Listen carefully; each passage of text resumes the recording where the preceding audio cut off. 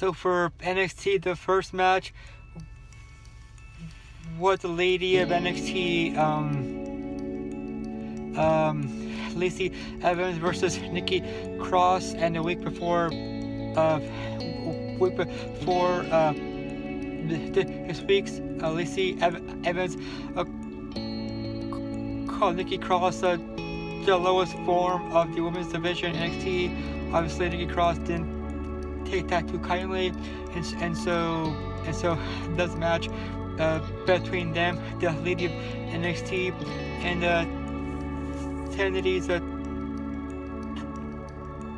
Twisted Sister to sort of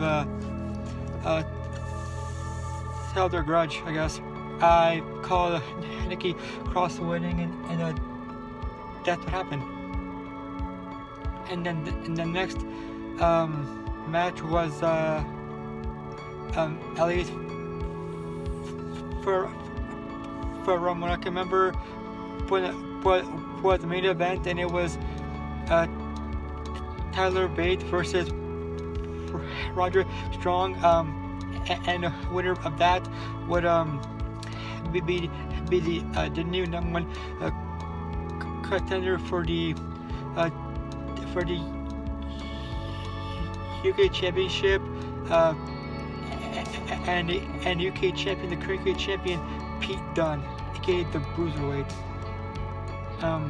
I called Tyler Bate ending, and he did win. Obviously, it will be. Obviously, it would make sense for Tyler to win, since he is actually from the UK, and Roderick is now he's an American. So obviously, it would make sense for an actual UK wrestler to win, and he did. And for Impact Wrestling, the first match that I can at least remember was Matt Sydal defending his newly won Grand Championship against the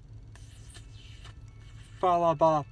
I knew that Sydal would win and retain, and that's what he did after hitting an awesome shooting star press. And then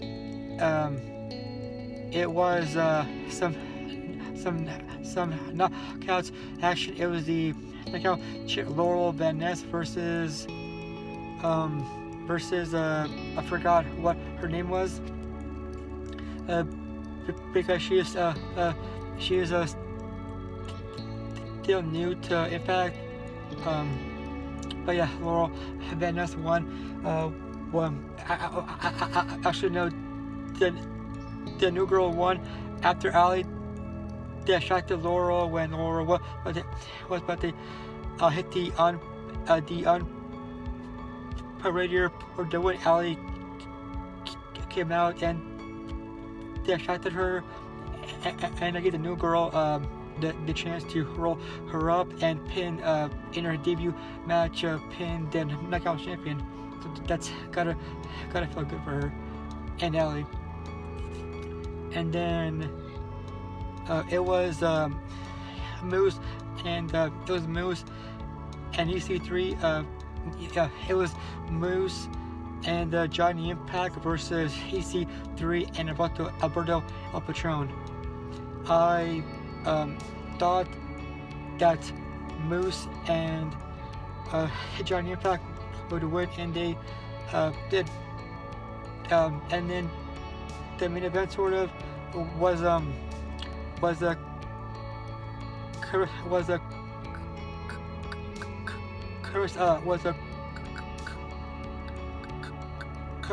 it's Adonis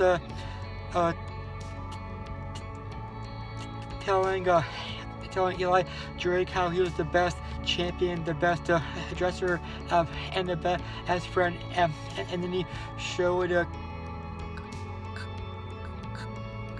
clips in the montage video of him being an awesome an awesome champion an awesome dresser, but when he showed the best friend montage, it showed them they're being as friends, not so much. Whenever Drake basically sold out, for lack of a better term, sold out Adonis, and Adonis did the same thing to Eli.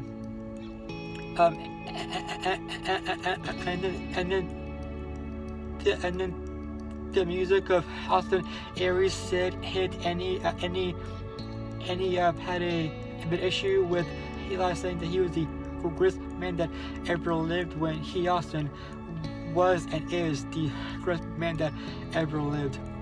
And so he challenged Eli Drake that same moment for the Impact Global Championship, and he won with the Brain Buster. And honestly, I saw it coming because I saw a spoiler photo from a that was taped weeks before that, so that kind of spoiled it for me, and so I really wasn't very surprised to see it happen.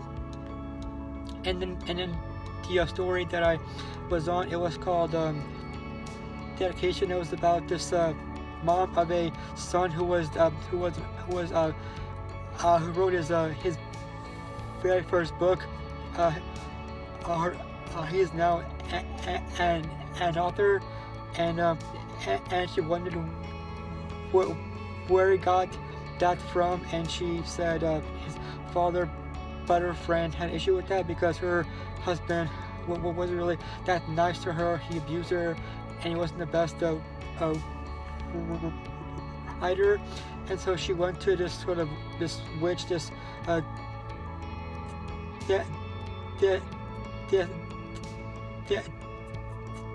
enchantress, I guess you could say, and she, put a spell on her that made her, find out who her son's natural father really was, and she found out who that was, and she was black, but it was white, and her son was white, I believe it said, and so and he died. The past father died when he and his friends tried to rob a store, and that actually backfired on him, and he had a bullet put into his brain. And then the next story was called the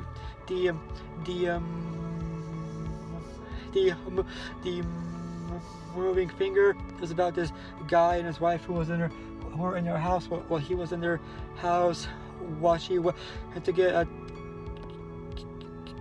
some ice cream and some beer for them to have. And he went up and he heard just like that sort of noise in his bathroom, and he went there.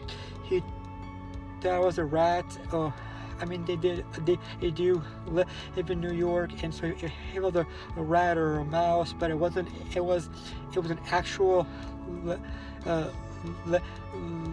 literal finger that was coming out of the bathtub drain, and so he ran out of there, and he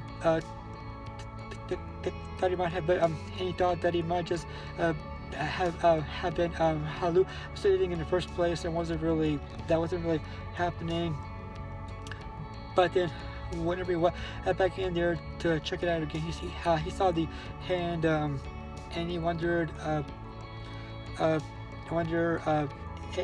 if it was attached to any hand at all, or if it was or if it was just by itself. So a pretty interesting story, I have to say.